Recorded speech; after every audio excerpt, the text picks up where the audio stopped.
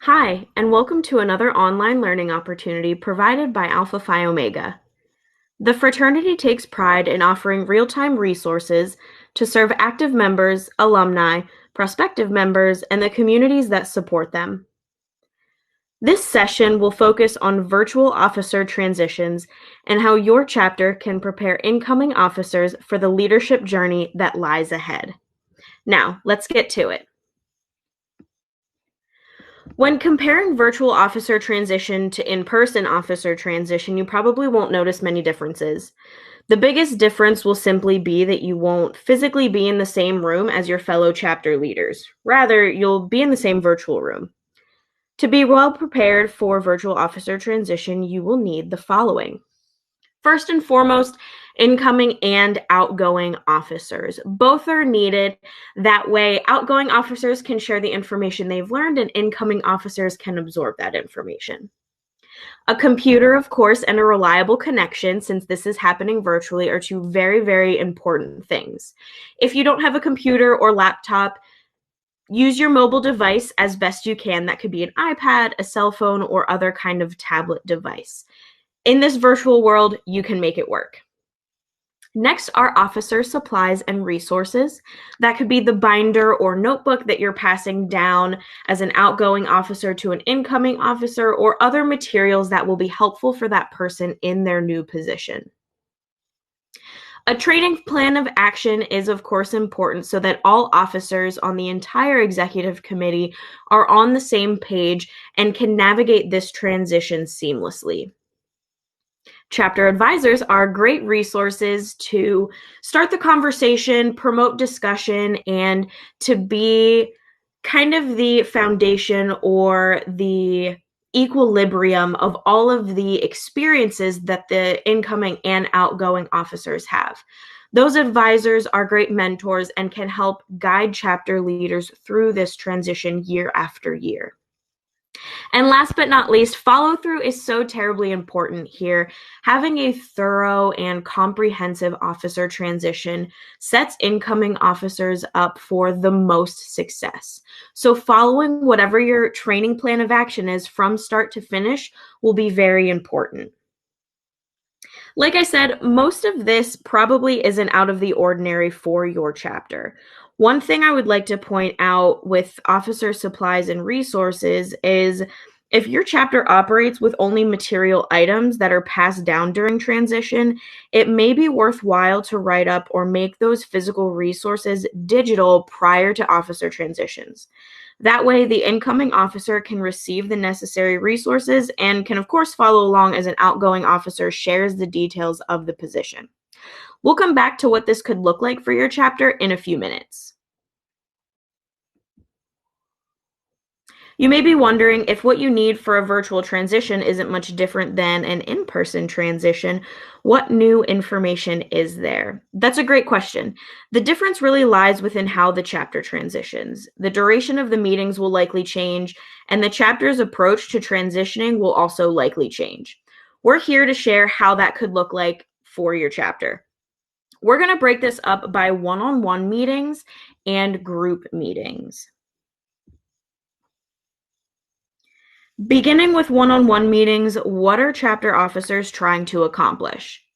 Incoming officers are meeting with outgoing officers here. So like I mentioned, this is one-on-one, one person matched up to the officer or officers that have served in the position or leaving the position. Having this will allow that new leadership and old leadership to merge, to get to know each other, and to share their experiences. During this time, the outgoing officers will walk through day-to-day responsibilities, day-to-day, week-to-week, or even annual for that matter. Things like officer portal trainings for the applicable officer roles will take place during this time, or generally navigating the duties and responsibilities of the position an incoming officer is getting into. During this time, it's also important to set goals that continue to enhance the success from the previous officer and provide the incoming officer with something to strive towards. And lastly here, share feedback about how the chapter can continue to be improved by the work of this position. Incoming officers can absolutely share feedback on the positive change that they want to make in the chapter, and outgoing officers can share the initiatives that they have spearheaded through their program oversight. With these one-on-one meetings, you'll want to keep in mind that officer transitions are a wonderful opportunity for outgoing leaders to train, educate, and inspire incoming leaders to make positive change within the chapter, on campus, and in the community. I have a few examples here of what you can ask one another to keep the conversation going. So for outgoing officers, what were your biggest successes this year? What is a resource you wish you had while in this role? And what is the most valuable resource you utilized? Now, questions you can ask incoming officers are, what are you looking forward to most in this position? How would you describe your leadership style? And what kind of legacy do you want to leave with the chapter? Again, these are just a handful of questions you can ask to keep the conversation going and to get to know one another and the day-to-day of the office position, aside from the written duties and responsibilities. Answering some of these questions will allow officers to get into some territory that can't be written down on a piece of paper or isn't always something that can be documented. And feedback is always welcome. The experiences from outgoing officers can be terribly valuable to the incoming officers and vice versa. It allows those leaders to see a new perspective.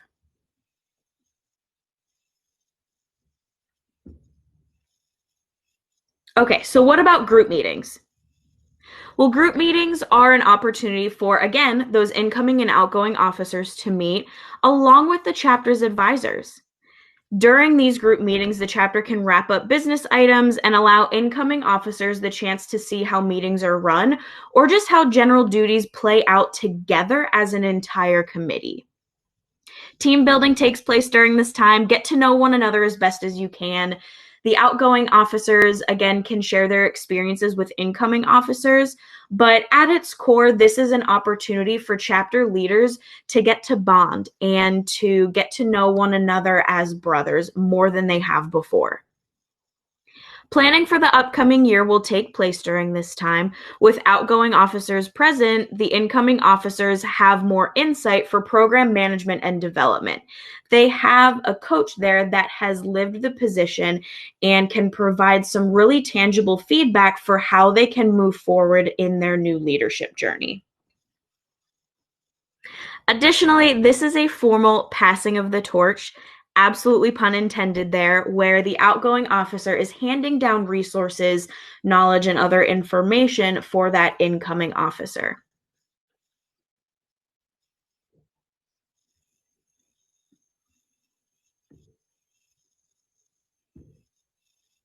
Let's look into what an officer transition agenda might look like for a group meeting. Starting with number 1, a simple welcome and introduction that takes about 10 minutes will give your chapter the opportunity to get in front of one another as chapter leaders. This includes incoming, outgoing officers, and chapter advisors. And those advisors have a great chance here to get in front of the new leadership, as they will participate with them as a mentor and general guidance throughout these new leaders' journey.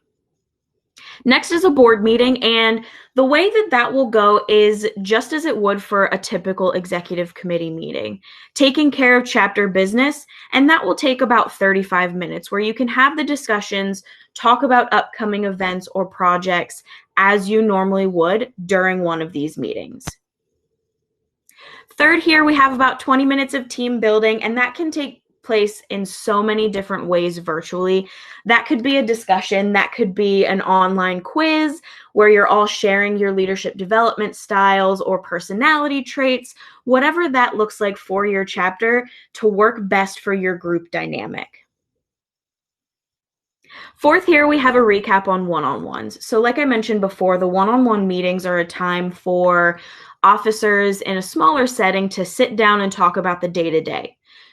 Incoming officers can share what they learned. They can share, what their plan is coming up, all of that good information. But generally, this recap will take about 30 minutes.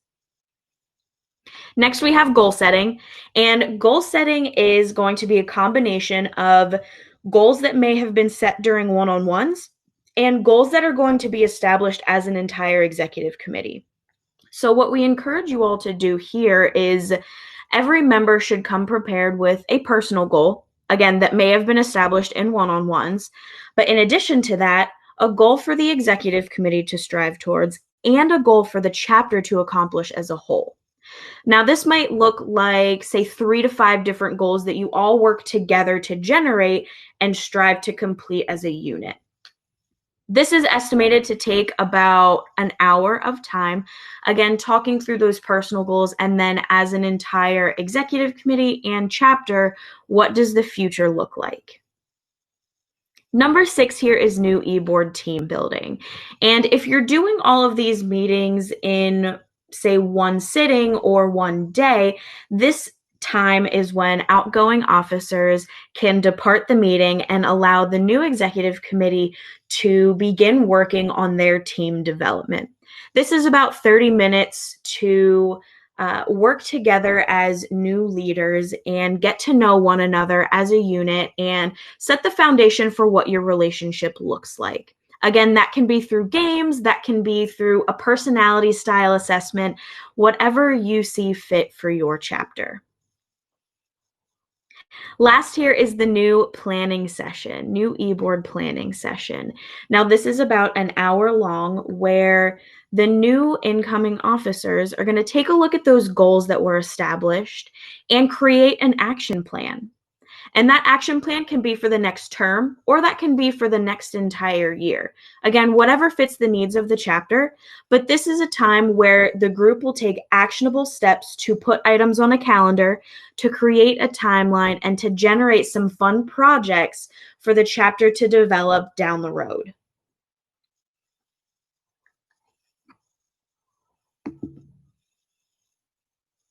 Now, if you feel like your chapter already has a solid grasp on officer transitions, consider stepping it up by developing an operations manual for each leadership position in the chapter. This can be done by outgoing officers or officers with a bit more time left on their term. This is not something that you would ask of incoming officers since, generally speaking, they're still learning the ropes. The operations manual can accomplish a lot for the chapter. It's really an excellent way to prepare incoming officers, plan for the future, and equip leaders with knowledge to help the chapter become healthier and happier year after year.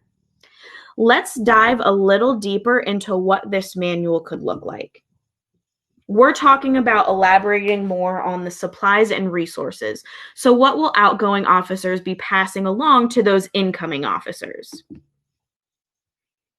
We have a basic checklist here for you, and in addition to adding these items to an operations manual, this checklist rattles off some basic information that should be passed down to every officer, no matter how that's done. First and foremost, operational instructions. That really could be the core of that operations manual, providing new officers with instructions on how to do their job. This can include how-to details and other general notes, feedback, etc. from the previous officer. Usernames and passwords, this is so important. All accounts that are accessed in any leadership position should have login information securely documented and in a location that can be passed on to the next officer. Ideally, especially now that we're virtual, that would be in, say, a cloud or online, so that can be something easily shared with someone while you can't be physically together. Next, here we have officer portal training, outlining those duties in that platform. Something to keep in mind is that not all officers on an executive committee need to or have access to officer portal. But training new officers that do have access in the fraternity's reporting platform will be important and is key to the growth and development of the chapter, as well as the chapter's good standing with the national fraternity. A contact list is kind of a no-brainer. Make sure that the contact information for any organizations or individuals this officer collaborates with are included in the information that you pass down. And that's anyone they contact at any point in their term. Even if it's a one-off communication to someone in the campus's administration, include the office name, the point of contact, and as detailed information like a phone number or an email as possible. For general duties, often officer duties are stated within chapter bylaws. That's a great place to start looking if your chapter is building a new officer transition plan or doesn't really have a starting point to begin building one. In addition to the responsibilities that are outlined within a set of bylaws, discuss the duties that might not be stated there. There are plenty of things that pop up throughout the year that aren't written on paper. Unintended circumstances or just general situations that the chapter maybe could not have predicted. Those are great things to have documented to share with the next officer.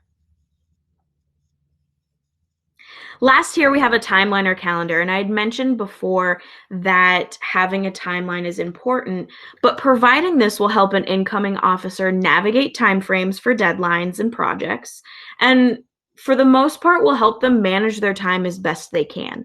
They'll know, okay, this week or this month is packed with a lot of things that fall under my program area. I need to be on my A game and map out what each day looks like. That way I can stay on top of my job and be able to prioritize school with APO and other responsibilities and obligations that I have. Now that you know what transition can look like, it's time to take action.